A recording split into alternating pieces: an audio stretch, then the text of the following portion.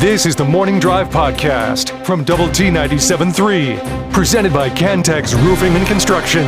I'm Mike Hebert, owner of Cantex Roofing and Construction. Every day is game day, and we'll get it right when it comes to your roofing, construction, windows, and mirrors. Call Cantex Roofing and Construction today. Together, we are one serving you. Alongside Jamie Lent, I'm Chois Woodman, in for Chuck Heinz today. If someone asks if he's got early morning duties, he does. He's getting ready for Lady Raiders in the Big 12 tournament. So that's coming your way on 93.7 The Eagle at 10:30 this morning, and it is Lady Raiders against K-Staters. Sure, Chuck loves that. Getting another shot at K-State. But getting a hate on the purple a little bit. I mean, Chuck's in his zone. He's got Lady Raider basketball this morning. He's got the opponent is K-State, and he's in his favorite city in the world. So he's got to be feeling pretty good. Okay. With a fancy court that he's talked about in the week. So like he's going. Someone says good morning from the farm north of Big V. Go Lady Raiders. Is this the same farm that houses Jamie the cow? I assume Big V is Vernon. But. I was looking for him when I went up there on Friday. I could not find Jamie the calf cow. I don't think he's a calf anymore. No. That was a few years ago. Yeah, so I'm sure he's been. You think he's been eaten yet? No. He's living his best life, Choice. You don't think this cow's turned into steaks? Just stop. You're the biggest hamburger guy I know. What if he was like, hey, Jamie, I've got 50 pounds of burgers here from you, from Jamie. Would you accept? From the cow and your probably namesake? I would, yeah. Okay, that's what I thought. That's what I thought. Bullfighter trying to set Jamie off says Derek Jeter is overrated. I've heard that too many times to be set off by that one. It's true. 2020. Go ahead. I was going to say, I feel like overhyped is the right word for Jeter. Just anything he ever did because he was in New York and on a good team, it got just way overblown. It's probably about right. Yeah. Best thing of Jeter is Mark Wahlberg's line and the other guys. You should have shot A-Rod. You should. No, it wasn't. Wahlberg didn't say it, did he? It was the cop. No, I think Wahlberg said it. Wahlberg said it? Okay. Didn't he say it to... Because I thought Wahlberg's the one that shot him. I think Wahlberg's the one that shot him. Maybe you're right. I think it was the cop walking by. Okay, maybe you're right. I said, you should have shot A-Rod. That's the... that's pretty good. That was a great line. 2020 was awful. VC had a national championship team, and the season was closed. Also, Tech Baseball had a very good and postseason team that year when the season was closed. There's a lot of people that say that could have been your best team in 2020. No doubt. It was pretty good. It was a very good team. Just called Jamie Sensei Choice. Okay. We can go with Sensei. Okay. I'll have Choice. I'm going to have Choice wax my Jeep after the show today. I think I'm good. Who said you had an option? Danielson couldn't tell him no. He couldn't? He wanted to go fishing too, but he had to paint the house. Wax on. And no, I'm not going to give you a yellow car when you're done. I have... I'm known for my love for sequels. Oh, I thought you were going to say dirty cars. Well, I do have a dirty car every once in a while. Okay, more often than that, but I do love sequels in general. I've been known for that. But Jamie, okay. I believe the Karate Kid is the best. The first one? The original. Okay. I don't think I've ever seen the second one. I have seen the Hilary Swank version. I have not seen the Hilary Swank version. Oh, really? I actually liked it. It was decent. But yeah, I've seen, and I have not seen the Will Smith kid version. Oh man, that's a good one. What's his name? Jaden Smith. Mm-hmm. Yeah, man, he's turned out different. Jamie, is Choice aware of his duties in the Power Hour? Yes, as a matter of fact, Jeff and I both believe he started it early at 6. What is... Oh, no, I'm not aware of the duties, per se. What is the duties? What are the duties of the Power Hour? The Power Hour recently Right. has been when we have gotten quite a bit off the rails. Okay. It Which is usually an 8 o'clock, corresponds with Chuck running out of things to talk about sports-wise. Oh, okay. So it usually leads to just talking about Chuck. Fair. And that usually leads to entertainment. Now, I think all of us can be guilty of running out of things to talk about in this building when it comes to doing an on-air shift. Every single one of us has hit that, invisible wall, as we can describe. But it has been a daily occurrence. Okay. Although I think we're 0 for 3 this week, technically. Well, no, we definitely hit it yesterday. We were talking about the floor for 45 minutes. Okay. The floor. Oh, yeah. Jamie the Calf is living near Hollis, Oklahoma. Oh, okay. Are you okay with that? Your namesake living in Oklahoma? Living in Oklahoma. Yeah, man. Poor guy. I mean, Vernon's right on the border to begin with. That keeps him alive. That's what we want. I mean, he's out there living his best life, but does it have to be in Oklahoma? I got lots of family, originally from Hollis. So, Jamie, did you happen to see who passed yesterday? Not that I remember. Lou Holtz. Oh, Lou Holtz. I did see that. How did you feel towards the lispy guy, Lou Holtz? I was good with Lou Holtz. He didn't bother me. I never see Lou Holtz. To a lot of people, was a football coach. To me, he was never that. Yeah, he was a broadcaster. Pretty well my entire. And he said some crazy stuff at times. Sure, he did. Yeah, sure he did. I remember him and was it Mark May? Had a show together. Yeah, I liked it. I liked Lou Holtz. I thought he was a TV figure. I mean, he was. He leaned into his craziness. His craziness. Yeah, but he lived in the Power Hour. He. You could draw some comparisons. That's for sure. That's for sure. But thought he was entertaining. He died yesterday at the age of 89. Of course, prior to all that, he was all his TV time. He was a pretty legendary coach at Notre Dame. Y'all tell us what you think. Reactions. Jeff has This Day in Sports History next on Double T 97.3. The Morning Drive podcast from Double T 97.3 is presented by Cantex Roofing and Construction. It's a Thursday morning, the Morning Drive on Double T 97.3. Choice, Jamie, and Jeff with you. And Jeff brings us this day in sports history. Going to start in 1955. The second ACC men's basketball tournament took place. Would you like to take a guess at who played? What year? 1955. The second ACC tournament. Oh, and this is for the championship, I assume? Yes. That's what we're asking. A Duke in North Carolina. That's what I guess.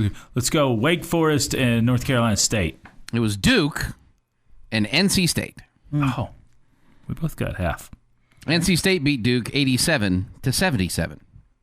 5 years later, in the seventh ACC men's basketball tournament, Duke beats Wake Forest 63-59. 1981, men's figure skating championship took place in Hartford. It's won by Scott Hamilton of the United States of America.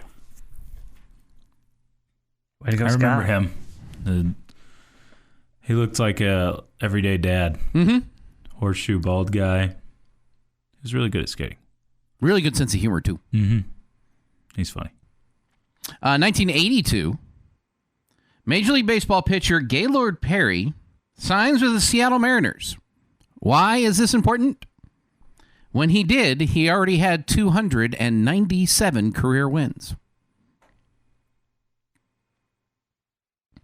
So he was going after 300. Going after 300. Did he get it? Yes. Okay. And in 2016, Some guy named Keenan Evans and Devontae Williams racked up 20 points apiece on a combined 12 of 16 from the field as the Texas Tech men's basketball team secured an 80-71 Senior Day win over Kansas State. I have not thought of one of those names in a really long time. Devontae Williams? Devontae Williams. I don't even remember him. I remember it because here, you know how there's those names you say out in your mind to spell correctly? Or those Was words? he a Devonta? It was like Devognata is what Yeah. I would do. Devaghgh. Yes. Yep. That's how I remember. So That's right. how I would say it in my head to spell it correctly. And I do remember him because he was a fiery dude. It is National Cheese Doodle Day. It's like a Cheeto, like a crunchy Cheeto kind of thing. Yeah. I'm not a fan. I don't like Cheetos. I'll eat cheese puffs, but I'm not a fan of Cheetos. You're not a fan of the crunchy? He doesn't want anything on his fingers or anything. No, that's not true, because I eat the cheese-flavored Chex Mix, and my favorite chips are the sour cream and cheddar. What about Doritos? I like Yeah, Doritos. that's a Dorito dust. All kinds. All right. My accusation was false. Again, Did you see Lucas had orange Mountain Dew yesterday? I did. I thought you were going to fire him. He said it was the best one. He usually brings the Baja Blast. Yeah, and he said he enjoys that one too. Have you tried that one? I've tried Baja Blast. It's okay. That's probably the second most popular flavor behind, and then Code Red was a big thing for a while. Thank you, Taco Ding Ding. Yeah. The real stuff is the Taco good stuff. Ding Ding. I feel like today's it's somebody's birthday, but I feel like it's a half birthday.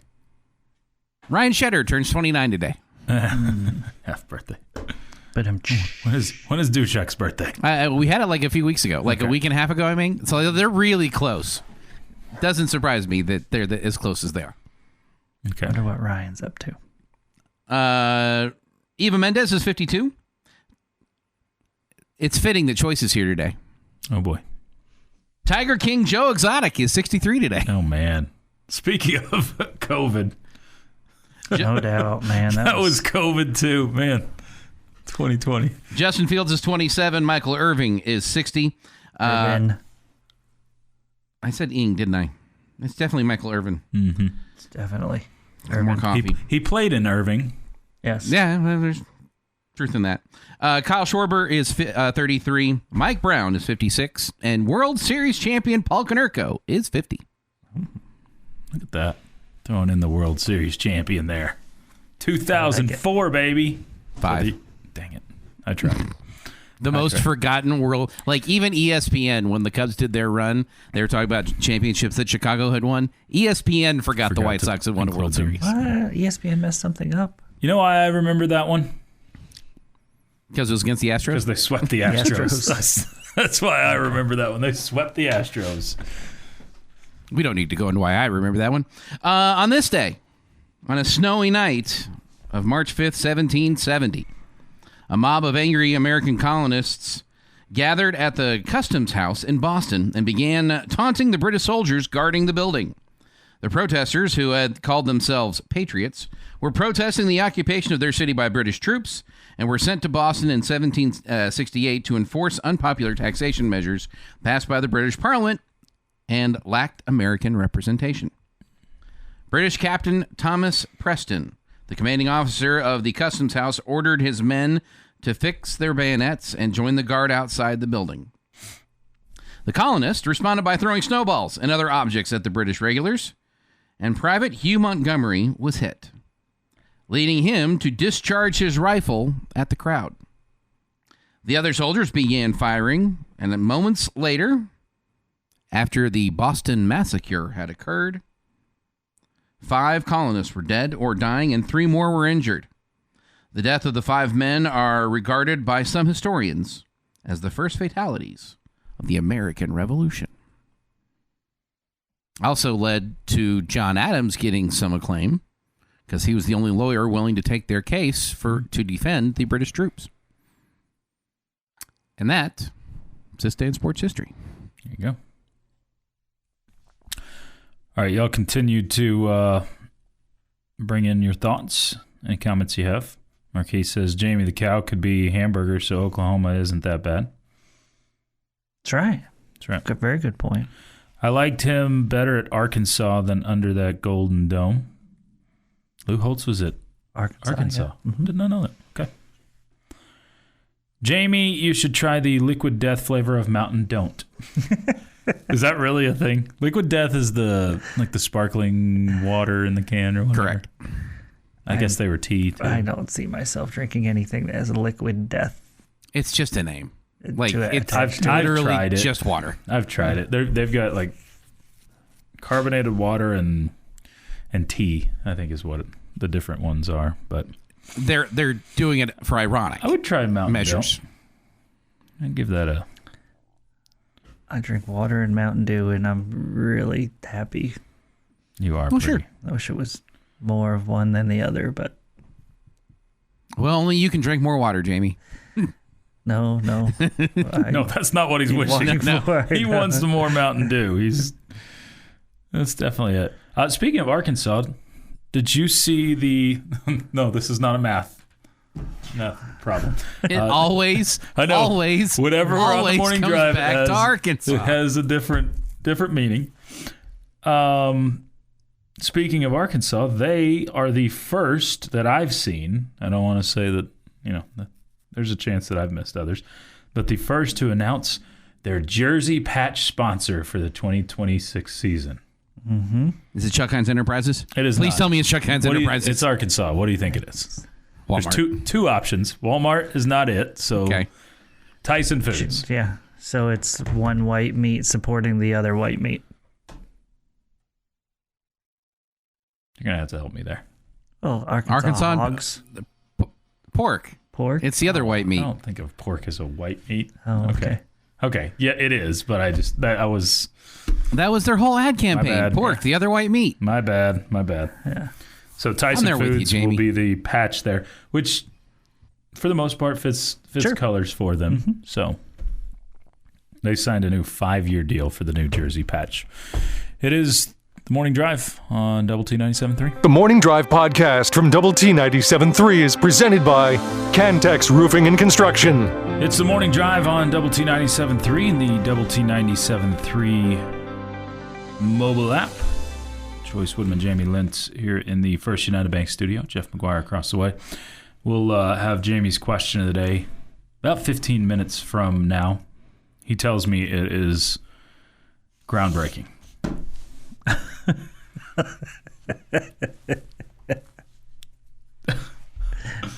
Putting the pressure on me. I am putting some pressure on you. He actually didn't say that, but I'm just expecting that out of him because it's always great.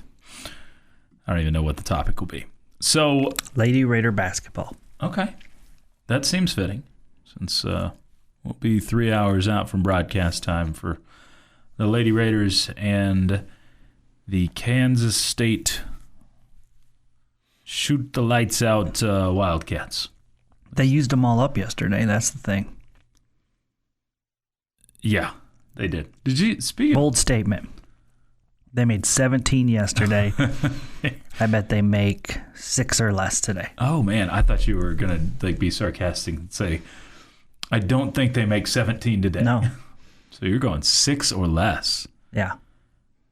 For teams that haven't shown that they do that consistently, that usually is what happens. You start to lean on it way too much, and Sure. so I think you might be onto something there. Okay, good. Speaking of lights out, did you see the college hockey game the other night?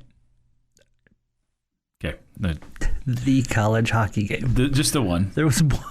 Just the one, yes.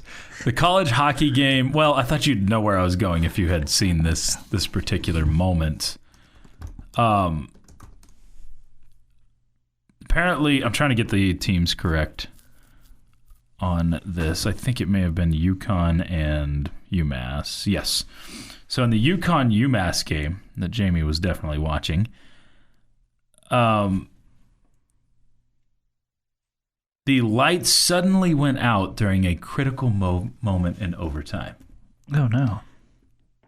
And I don't want to get the teams wrong. I think it was UConn that was breaking away, or no, UMass that was breaking away in UConn's building, and it looked like there was a one-on-one, basically, with the goalie, a breakaway where UMass could have ended it.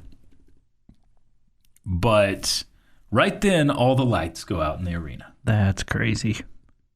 I mean, that is... Was Reba there? It wasn't in Georgia. That is like Hollis Price, Oklahoma level of cheating right there. Yeah, it's hard to believe, right? It's hard to believe that was... Now, if you watch the video, the lights are kind of like flickering, but it looks like they're like pregame type of stuff flickering right before that. So someone could have bumped the wrong button. That's a possibility. But man, it looks incriminating when it is in that moment that the opposition is breaking away and can go get the road team. Yeah, it was. What are the odds? It was a bad look, but UMass did end up winning the game in a shootout. So, okay, for whatever that's worth, something to them for sure. Central Texas Hank says Choice will be doing the Power Hour. Will the dad jokes completely replace the completely off the rail rants? Say it ain't so. And good morning. No. Jamie's said he's going to take over the rants this morning. Okay. So that's where we sit. You want to talk some baseball? Let's do it. Okay. That's not a good way to get Jamie to rant. No, but we're not in the Power Hour yet. Oh, okay. Right. Red Raider baseball opens the new series with Penn State tomorrow. Mm-hmm. And then you've got 2 against UTSA on the other side of that on Tuesday and Wednesday. So Penn State is obviously a name that more people have heard than UAlbany or Cal State Bakersfield. It's a Power 4 school. The Big Ten's not known for its baseball, though. That is accurate. We are, as fans, it'll have more cachet to the name, but it doesn't matter as much RPI wise. If it's that's what we judge things off of, or what the selection committee judge things off of at the end of the season. Is Penn State... Penn State's coming in hot, by the way. Run rule victory over St. John's last night. Okay. After getting the one the night before canceled, right? Yep. Penn State is the blank best team that you've faced this year. You get to fill in the blank. You have faced 3 SEC teams. You've faced UTRGV, UAlbany, and Cal State Bakersfield. So 6 teams up to this point. I think they're better than the teams that you've played the last 2 weekends. Okay. Completely different than UTRGV, who's a really good offensive team. Yeah, this one's... And this is a really good pitching team, supposedly. Yeah. I'm going to say that Penn State is... I'll take the pitching over the hitting, so I'll take Penn State being better than UTRGV. Okay. Yeah. Okay. So, but also better than the last 2 teams you've played on the weekends, UAlbany and Cal State Bakersfield. Seems fair. Okay. So I guess this is a good pitching team, Jamie, but by the way, if you want to see a little bit more of a breakdown, you can go to doubleTSportsNetwork.com or YouTube and check out the Talking Baseball podcast. And Jamie and I get into what happened last weekend as well as previewing these games ahead. But, Jamie, this is a good pitching team, and I think in particular a good starting pitching team with Penn State. Yeah. I think Texas Tech, this is kind of a good matchup, though, because Texas Tech has been tearing the cover off the baseball. Yeah. You've been hitting really well. And the first weekend is the first weekend. You faced SEC pitching. I would love to see what you did against those three teams right now, 3 weeks into the season, just to just feel different, or to gauge where you're at. Yeah.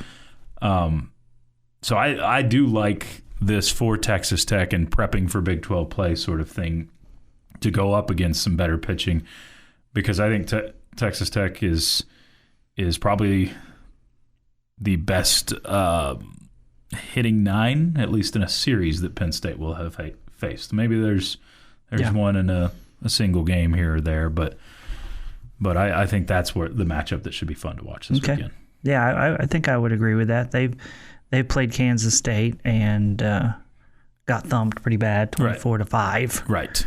Okay. So clearly pitching wasn't good that day for them. But that's an anomaly compared to what... Yeah, they're three starters. Hudson has a 2.16 ERA. Fitzgerald has a 3.52 ERA. And then the fourth guy is the guy that they've had the issues with, Isaiah Shader. Shader with a 12 ERA in his 3 starts. They only have one other guy that started a game, Frankie Sanchez.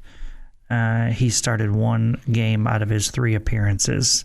He's only gone a total of 3 2/3 innings, so I wouldn't imagine that he's going to be a starter in this contest. So, or in one of these weekend games, but maybe they're changing things up. And Coach Tadlock announced his 3 starters yesterday, and Jackson Burns is not one of them. Lucas Perko on Friday, Connor Mohan on Saturday, and Johnny Lowe on Sunday. So Burns, of course, left Friday's start last week with some sort of ailment, a hand thing. Hand cramp.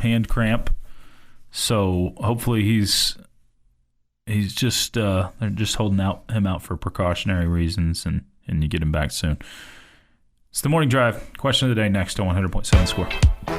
This is the Morning Drive podcast from Double T 97.3, presented by Cantex Roofing and Construction.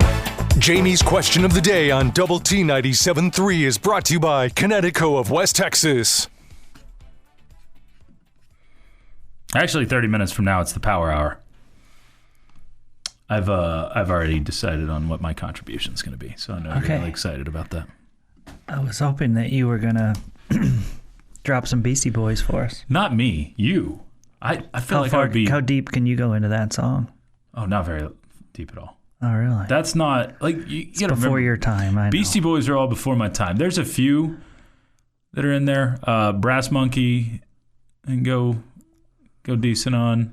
I can sing Intergalactic over and over plenty of times. But no Paul Revere? No, I know you can do it. You can't fight for your right to party? I can fight for my right to party. Thank you. Thank you. That's good. That's great. I mean, the dad joke alone in that one makes it worth it. Yeah. No Sleep Till Brooklyn. I mean, there's plenty of great ones, but I'm not... like, Paul Revere is just one I'm just bobbing the head to. I have never memorized like you, Jamie. So what do you got for us today?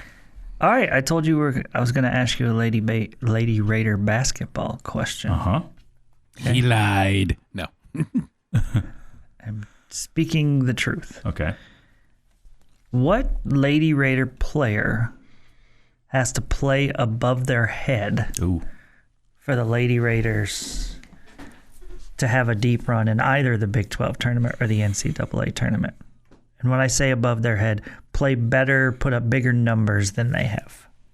Than what they above their normally own average, yeah. Yeah. I think you need normal games out of your key contributors, which is Bailey Maupin, Snutta Collins. I think you need...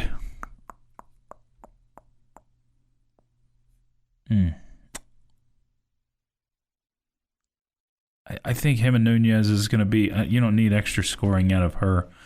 You need her to distribute well like she normally does. You may think I'm dumb for this because she's an honorable mention All Big 12 player, but I think Jalen Bristow is the one that needs to really be the third scorer for you. And if you're going to be, elevate to that next level, that's where I would go. Okay. She's third on the team in scoring at 11.1 points per game. But I will say this. Jalen Bristow got Big 12 honorable mention for what she did in the first part of the season. Correct. I think she played well on senior night, but she has not been the same player in the second half of the season. She was way better in the first half of the season. If she played like she did in the first half and the second half, she would have been all Big 12 second team or third team or something to that effect. I had a second answer, but I'm not going to give it until after you two. Jeffrey? If we were to say who needs to play better than they have been in the last few weeks, I think my answer would be Bailey Maupin. That's not the question you asked. She's been on the struggle bus with her shot the last few games. If you want to win the Big 12, she's got to be Bailey Maupin. She's got to hit shots. I don't need her to play over her head. I just need her to get back to being Bailey Maupin. So, since we're asking for, kind of like season average, I guess is the way to put it, for where they need to go, Gemma Nunez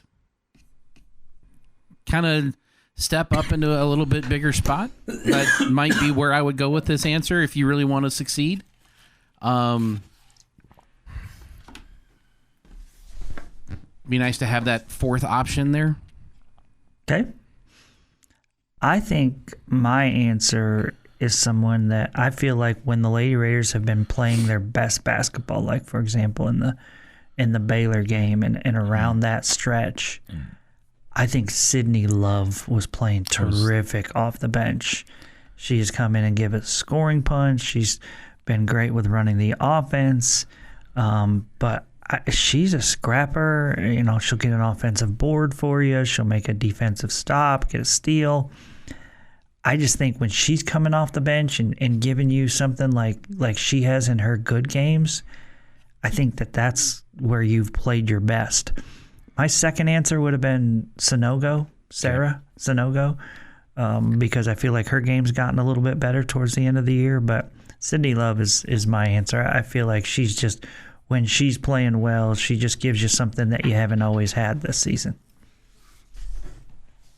Okay, none of those were my other answer.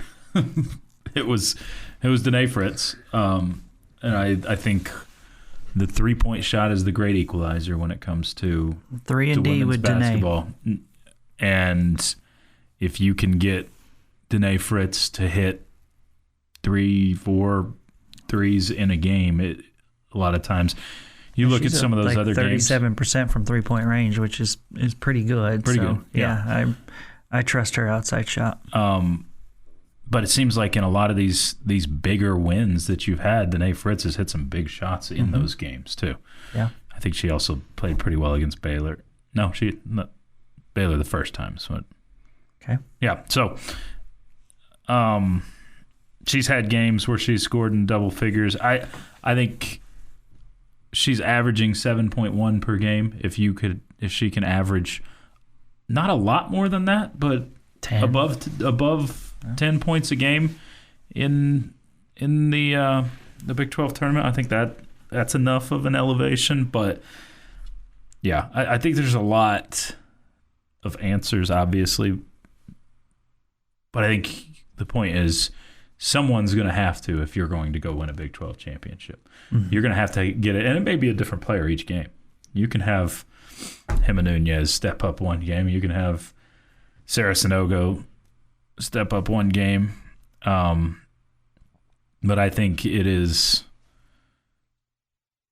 imperative that you have someone besides just the top two. Besides the top two. Yeah. Right now, heading into this thing, we don't know the health situation with Snowda Collins yet, do we? She left after taking that fall collision, all the above, whenever the last game was Sunday, and didn't return. So hopefully she's cleared and ready to go.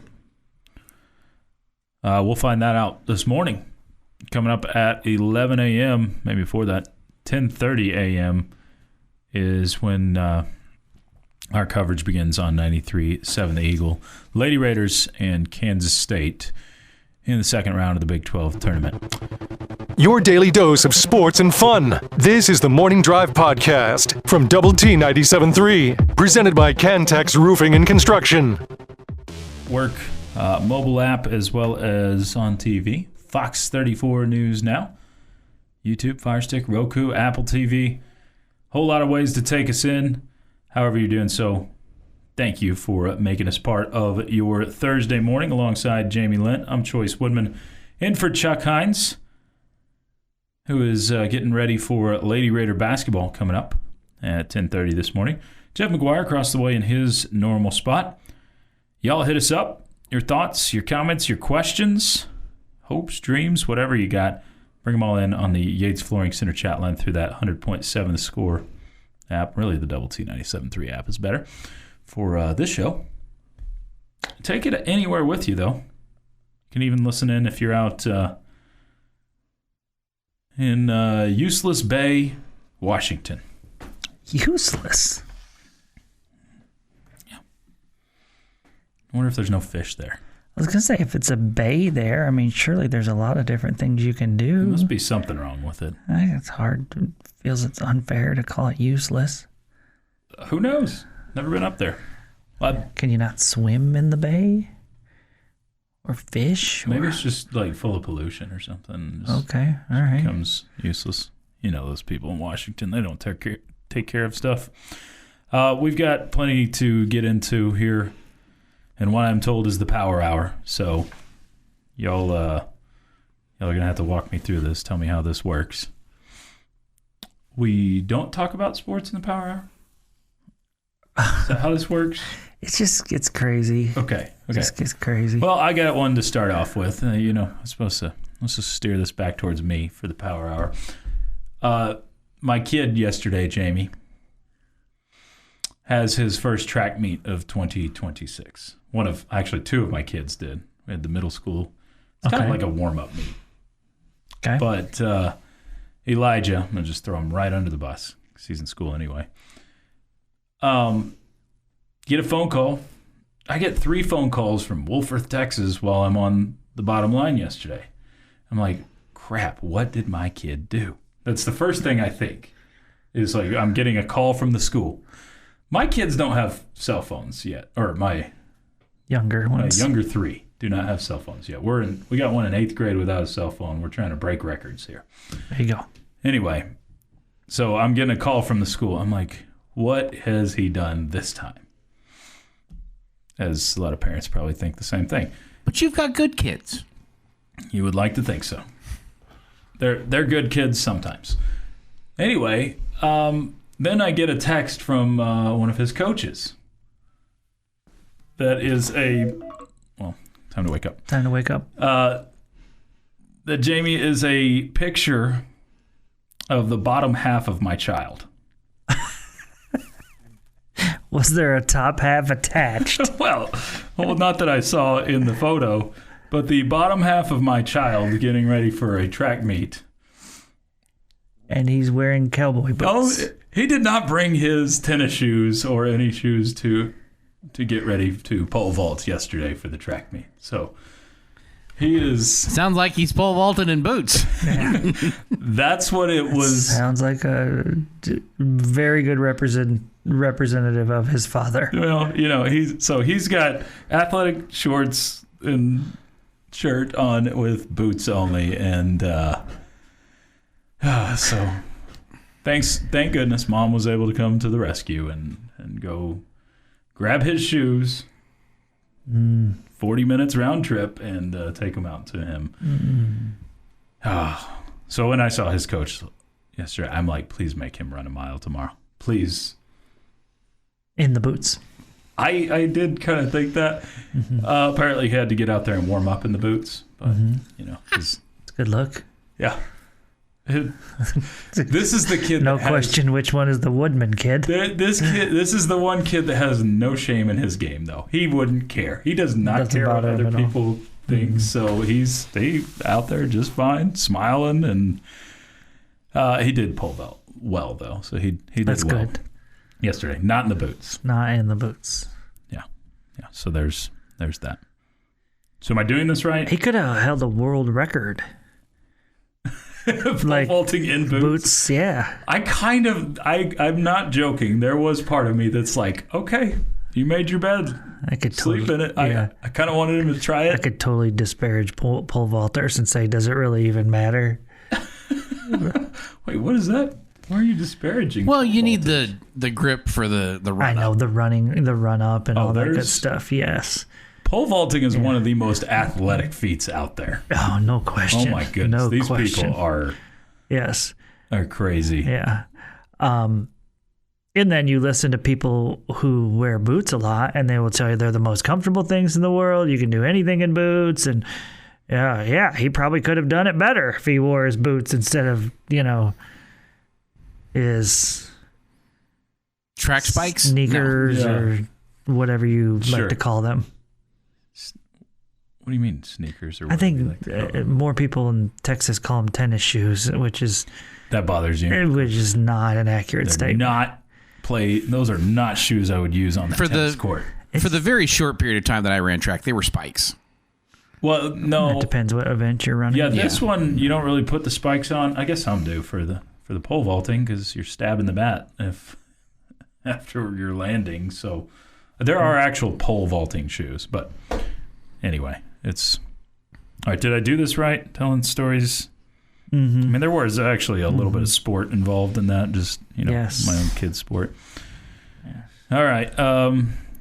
Got a good for you choice. Mine won't have one until has a driver's license. The phone there. Yeah. Yeah. We're trying to abstain as long as possible with these kids and the phones, but because there's a lot more good that can come without a phone than with, I think. Power even if there's no bad in what they're looking at, it's just rotting their brain. Right. I mean, that's as much of it as anything. I don't like just rotting the their learning brains. system for kids nowadays where everybody has to have a screen. Like they get and that's what the teachers lean on, and I mean, I get it's easier, but everybody's got to walk around with a laptop, and yeah, that's a great idea. It's the world we live in, though. Mm-hmm. That was very yell at the clouds, I know. All right, y'all keep your thoughts coming in on the Yates Flooring Center chat line. We'll talk some sports. There's another tech football topic I want to bring up. And some more basketball talk as well. It is the Morning Drive with you till 9 on Double T 97.3.